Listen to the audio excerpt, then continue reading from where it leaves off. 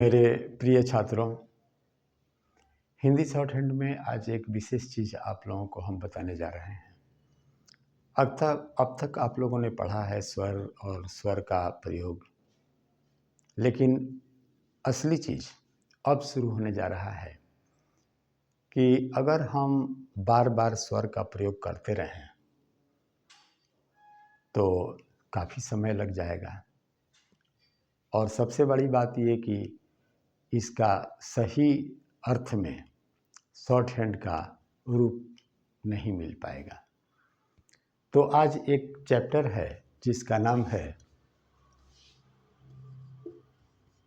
स्वर लोप। स्वर लोप का अर्थ है कि अगर आवश्यकता पड़े तभी हम स्वर का प्रयोग करें, नहीं तो स्थान के माध्यम से हम स्वर को पहचान लें। आइए उस पर चर्चा करते हुए हम यहाँ लिखते हैं। आप देखते होंगे कि अगर ये लिखें इस तरह तो इसको हम पन पढ़ते हैं।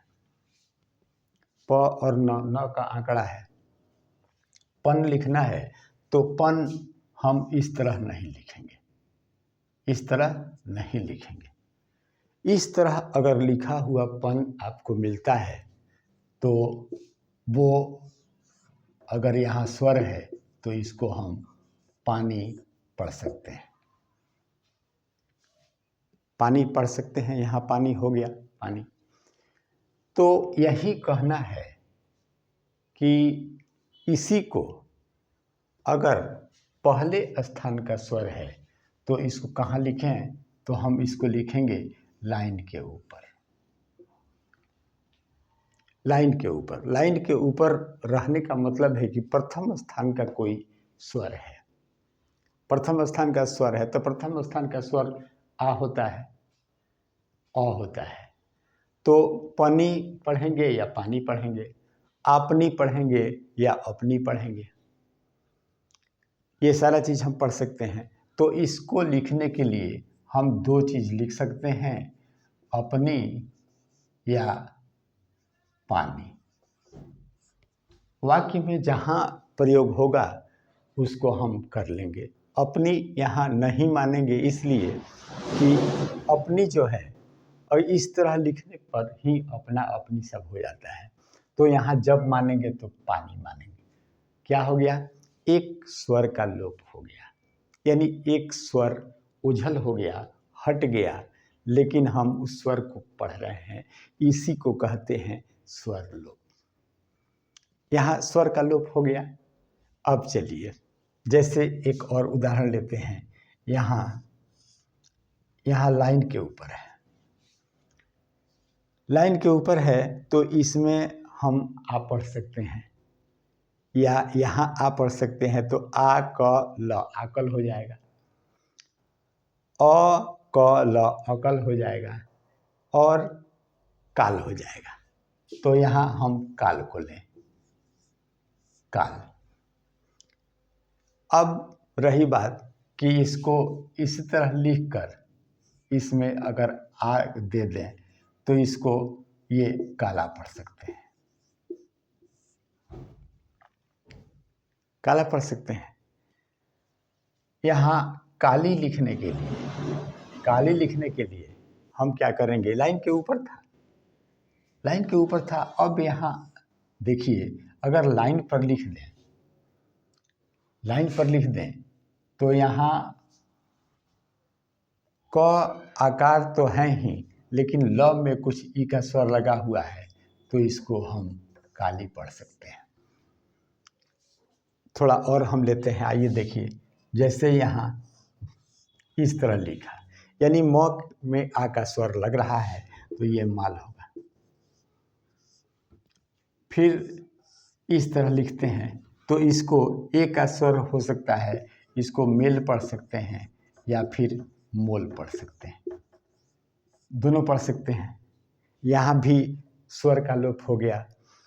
अब एक चीज़, यहाँ ऐसे अगर लिखें तो ये मूल हो सकता है या फिर मिल हो सकता है। दोनों हो सकता है। हम आवश्यकता के अनुसार वाक्य में जब आएगा तो उसी के अनुसार मिल या मूल पढ़ सकते हैं। ये तो हुई पहली बात। दूसरी बात, ये स्वर का लोप हम समझ गए, स्वर का लोप क्या होता है। दूसरी बात क्या कि हम जानते हैं कि म में जब इस तरह का होता है तो ये मत पढ़ा जाता है, मत पढ़ा जाता है। लेकिन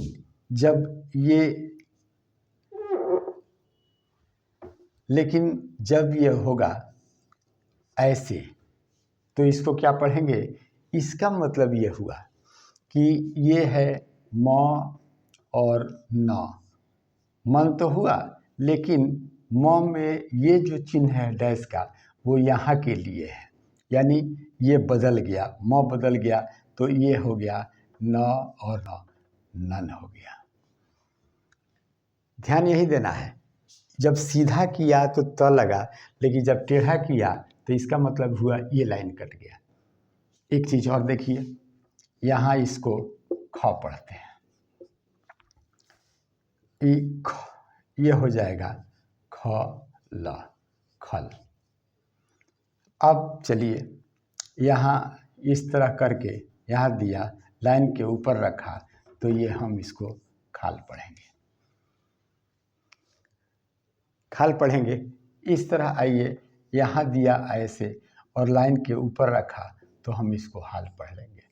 स्वर कहीं नहीं दे रहे हैं, हम स्वर का पता लगा रहे हैं कि लाइन के ऊपर है, लाइन के ऊपर है तो प्रथम स्थान का, और इसको यहाँ अगर लिख दें ऐसे और लाइन पर लिखें तो आसानी से इसको हम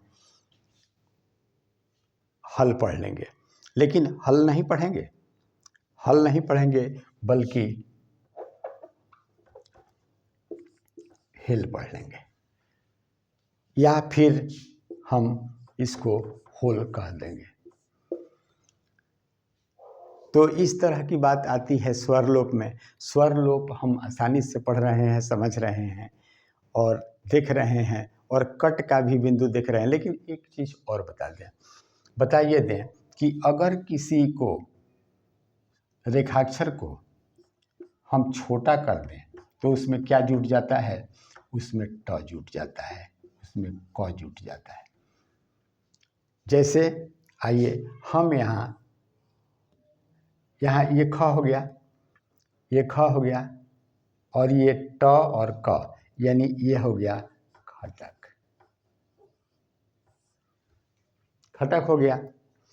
अब आइए यहाँ लिखा हम म और ट छोटा किया, ये क्या हो जाएगा? मटक। तो अब तक आपने देखा स्वर लोप का नियम, और उसके अलावे भी कुछ ऐसे शब्द जिसको हम काट शब्द कहेंगे या फिर हाफ यानी आधा रेखाक्षर से कौन से शब्द बनते हैं वो कहेंगे। तो ये स्वर लोप के अंतर्गत ही ये सारा कुछ आता है। तो ये रहा स्वर लोप का आपका चैप्टर। अब अगले चैप्टर में इसी पर आधारित कुछ आपको शब्द चिन्ह लाएंगे और लाएंगे अभ्यास। तो इंतजार कीजिए अगले अभ्यास का। जय हिंद।